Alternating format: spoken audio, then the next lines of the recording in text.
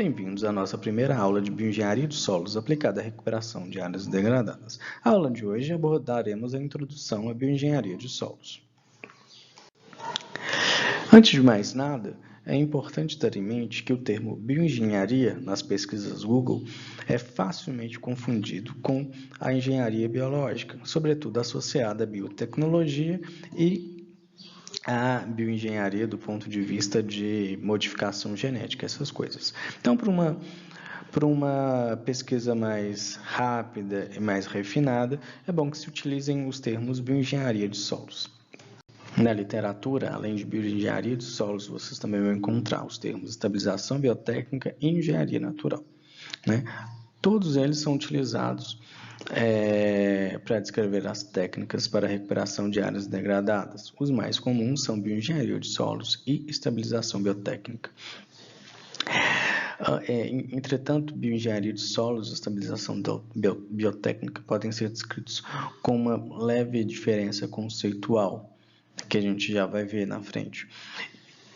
Porém, alguns autores já consideram bioengenharia de solos sinônimo de estabilização biotécnica, e dessa maneira a gente consegue sanar essas diferenças conceituais.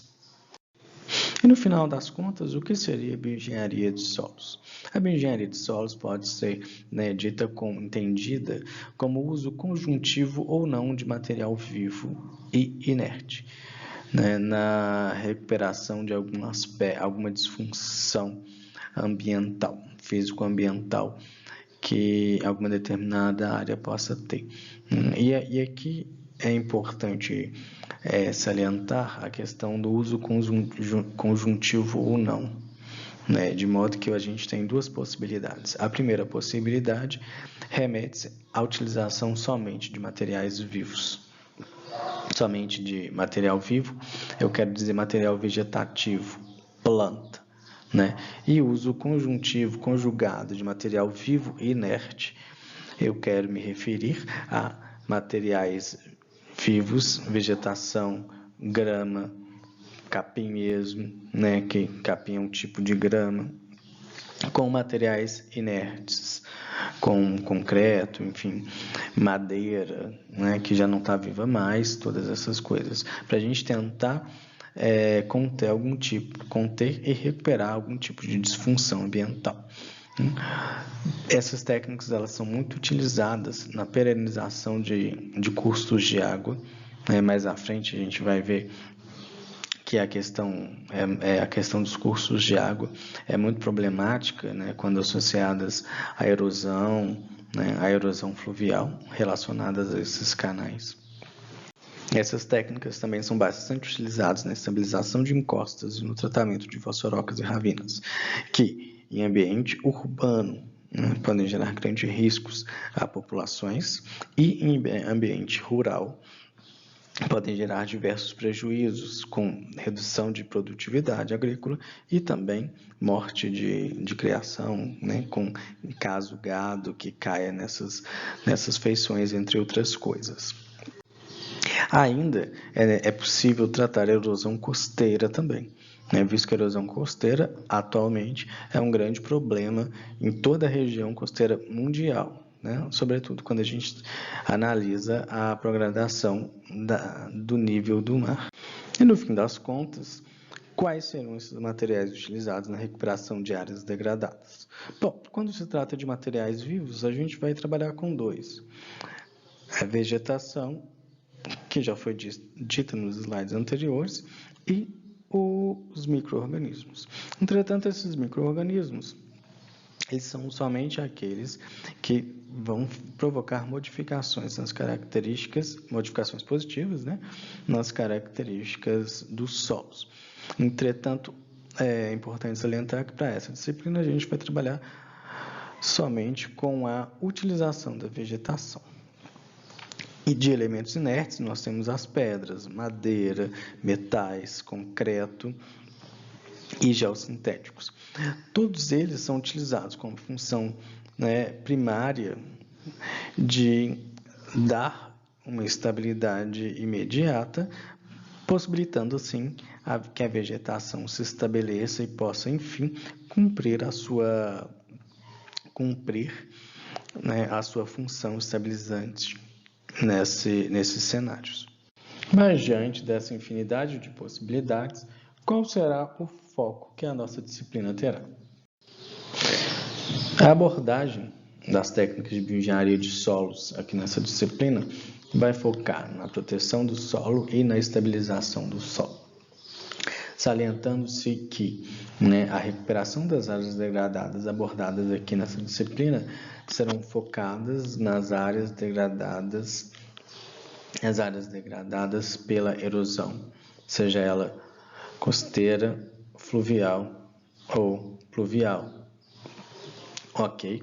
Os outros tipos de degradação ambiental nós não trabalharemos aqui neste módulo. E a bioengenharia é uma novidade, sobretudo nesse momento em que a gente busca técnicas cada vez mais sustentáveis? Na realidade, a resposta é não. Há indícios, né, desde dos anos 28 a.C., da utilização dessas técnicas pelos chineses, e também são registradas vestígios da utilização pelos celtas, ilírios, romanos e até mesmo pelos incas aqui na América Latina. Ali no século XVIII e XIX, a gente também tem um impulso da utilização dessas técnicas na região alpina, sobretudo Alemanha e Áustria, né? E no século XX mesmo há um certo impulso maior que acaba cessando com a Segunda Guerra Mundial. E só depois ali, embora os trabalhos continuem poucos, a volta, né? A bioengenharia ela só ergue mesmo ali a partir da década de 1980. E quando a gente fala de bioengenharia, né, de solos, vamos pensar qual seria a vantagem da utilização dessas técnicas, né? A principal vantagem é que ela consegue extrapolar as suas funções, somente as funções técnicas e estruturais, né? Ela consegue fornecer diversas outras funções. Além das funções técnicas, né, a bioengenharia de solos consegue também atingir funções ecológicas, paisagísticas e também econômicos. E a questão é como? Né? Sendo muito sintético nesse primeiro momento, quando a gente pensa nas funções técnicas da bioengenharia, a gente tem que pensar, né, na bioengenharia com a utilização de elementos estruturais e mecânicos para contenção e proteção do solo, que dessa maneira a gente vai ter um reforço do solo através das raízes, quando essa vegetação estiver desenvolvida aí no seu auge. Isso é muito importante pensar. Então, efeitos e funções técnicas, reforço do solo através das raízes e a proteção e contenção do solo pelos elementos estruturais e mecânicos dos organismos, dos elementos vegetativos. Um exemplo para que a gente consiga visualizar melhor esse efeito técnico-funcional, né, da bioengenharia, com o reforço e a contenção do solo por meio das raízes das plantas instaladas ali, aqui a gente tem um gráfico, né, de ângulo de talude versus fator de segurança mínimo, em que a gente avalia, né, a variação desse fator de segurança em termos, né, de uma condição saturada e uma condição insaturada, e também em termos de um talude com vegetação e sem vegetação. Percebam que na nossa linha contínua a gente representa a situação de um talude vegetado, né? Vegetado e numa condição insaturada, ou seja, seca, sem, né, ocasião de chuva. Perceba como se comporta o fator de segurança. Obviamente que quanto maior o ângulo do talude, menor também o fator de segurança. Né? E vamos comparar agora o efeito, né, na mesma situação insaturada, ou seja, seca, mais a vegetação, mais o talude sem essa vegetação. Veja a diferença. Né? Numa situação insaturada sem chuva, Nessa simulação, a gente tem uma queda de quase 3, né, pontos aí no fator de segurança. E quando a gente analisa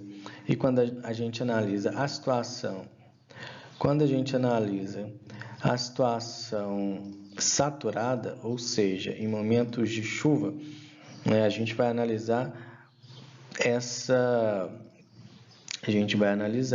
a linha tracejada, né? Perceba que quando a gente tem uma condição saturada com muita chuva, né, e um talude vegetado, a gente tem uma queda aí, né, de 2,5, 2 e pouco nesse fator de segurança, pensando na vegetação. Então perceba que essa queda do fator de segurança é inferior à diferença dos taludes com vegetação e sem vegetação em condição seca. Então perceba a estabilidade que a vegetação não proporciona às encostas, né? Do ponto de vista funcional, do ponto de vista técnico. E a gente pode analisar também quando a gente tem um talude sem, né, vegetação. Como o fator de segurança ele cai lá para baixo de 1, né? Então, o que essa situação ela já vai oferecer? Um fator de segurança abaixo de 1 já implica em ruptura, basicamente, né? Basicamente implica em ruptura. Mas para ficar mais claro isso, essa questão de fator de segurança, a gente tem que pensar em uma questão. O que é o fator de segurança? O fator de segurança é um número. O fator de segurança é uma relação entre as forças que estabilizam e as forças que instabilizam, né? Então, quando o fator de segurança ele é inferior a 1, implica dizer que eu tenho maiores forças aí, tensões instabilizadoras do que estabilizadoras. Então, quando eu tenho um fator de segurança muito superior a 1, implica dizer que as minhas forças estabilizantes naquele cenário são muito superiores às forças instabilizantes. Quando a gente pensa nas funções ecológicas das técnicas de bioengenharia, a gente se remete imediatamente ao desenvolvimento de uma fauna local, que ora foi, né, precarizada, deteriorada pela degradação, e, consequentemente, o aumento da biodiversidade daquela área, né, e, consequentemente, melhorando esse cenário ambiental. E quais seriam os efeitos e as funções paisagísticas da utilização de técnicas da bioengenharia? Basicamente, a gente pode tratá-las, né, como a questão do emprego de estruturas de menor impacto ambiental, entre diversas outras, mas essa é uma das principais, né? Então, você diminui o impacto ambiental de uma intervenção de contenção, de recuperação de áreas degradadas. Pense, na engenharia convencional, em que utiliza-se muitas estruturas de concreto, né, como aquelas cortinas atirantadas, o impacto visual daquilo é muito grande, né? E por muitas vezes fica uma estrutura quase industrial, feia, né? E justamente essas técnicas de bioengenharia, pela utilização da vegetação, tende a reduzir esse impacto visual ambiental também, né? Bom, e como efeitos de funções econômicas, a bioengenharia ela vai trazer um menor custo de instalação e manutenção, né, visto que ela requer um menor nível de intervenção, equipamentos de menor porte. E, de certa maneira, por se tratar de materiais vivos, né, vegetação, uma boa parte desse insumo pode ser coletado em regiões vizinhas adjacentes, o que já contribui, né, com a redução desses custos. E, posteriormente, no quesito manutenção dessas estruturas, porque justamente com a evolução da aplicação, evolução né, da vegetação após a aplicação das técnicas de bioengenharia, a tendência é que o solo e o ambiente se consolide mais ainda com o desenvolvimento das raízes da própria vegetação, né, não requerendo tanto o custo de manutenção como nas obras de engenharia convencional, visto que também, né, que o concreto com o tempo se deteriora e coisas desse tipo. Então, a gente fez um parêntese retomando. O foco da bioengenharia de solos aqui na nossa disciplina vai ser a proteção do solo e a estabilização do solo. Então, a gente vai dar uma sumarizada bem breve sobre algumas técnicas mesmo, só para a gente ter uma visão geral do que nos espera durante o semestre. Então, quando a gente pensa em técnicas de proteção do solo, a gente pode pensar em técnicas que têm como objetivo revestir o solo, o protegendo contra erosão e etc. E outros processos. E dentre essas técnicas, a gente tem a hidrossemeadura, né, a instalação de gramas em leiva e mesmo de gel têxtil, que são geossintéticos. Mas à frente a gente vai falar detalhadamente de todas essas técnicas, né? A hidrossemeadura, que pode ser o mais diferente aqui, consiste na realidade do semeio, né, do lançamento aí de um fluido, de uma lama, que contenha uma certa variedade de sementes em alguns taludes e posteriormente são utilizados geotêxteis ou malhas naturais para que, né, proteja essas sementes e elas consigam germinar.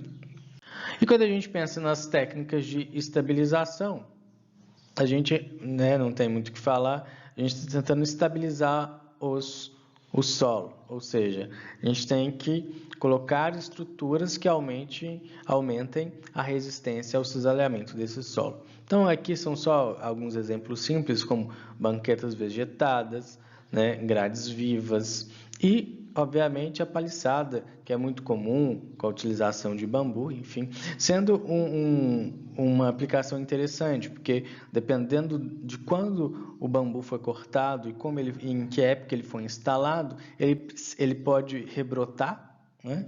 Ele pode rebrotar e gerando aí um outro ecossistema. Então, é importante também, né, que na instalação das plantas escolhidas para determinada área, seja levado em consideração essa questão da época de plantar e como plantar.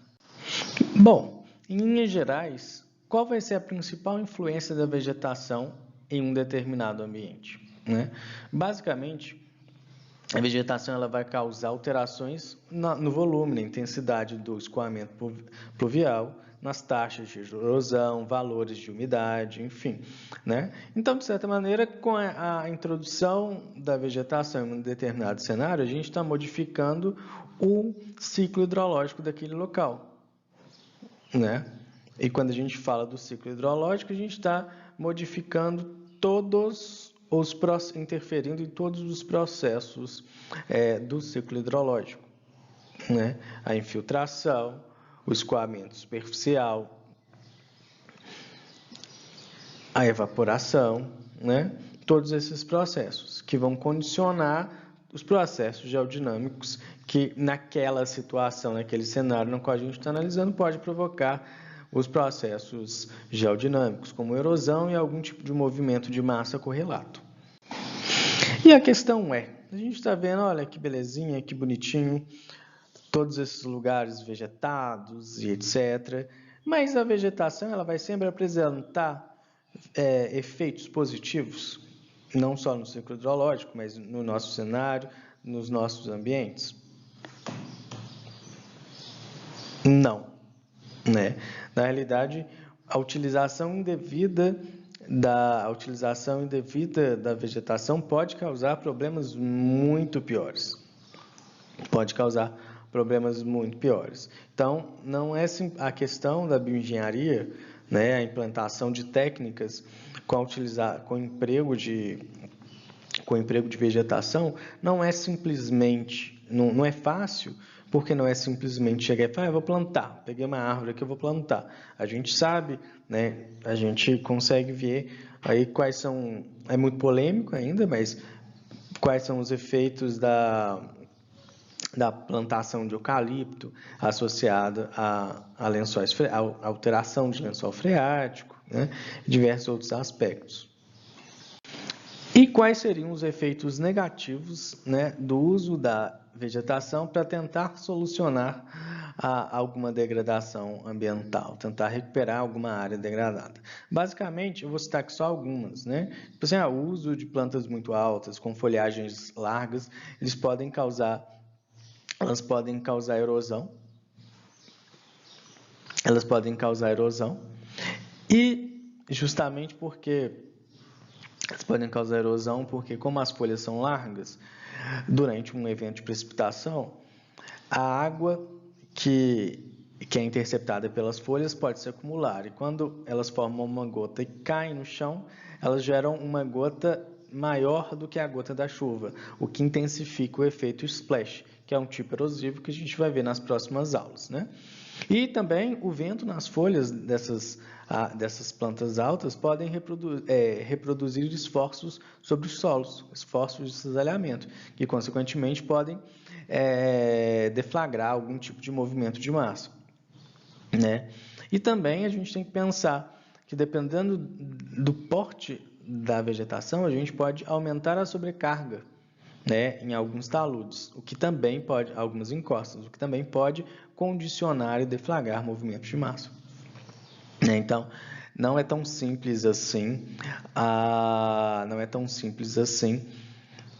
inserção de vegetação em determinado ambiente, né? Então, embora possa parecer que vamos recuperar uma área degradada, vamos só plantar, né, vamos revegetar, vamos pegar qualquer tipo de árvore, qualquer tipo de vegetação e inserir naquele ambiente, não é bem assim, né? Existem diversos relatos que mostram já que a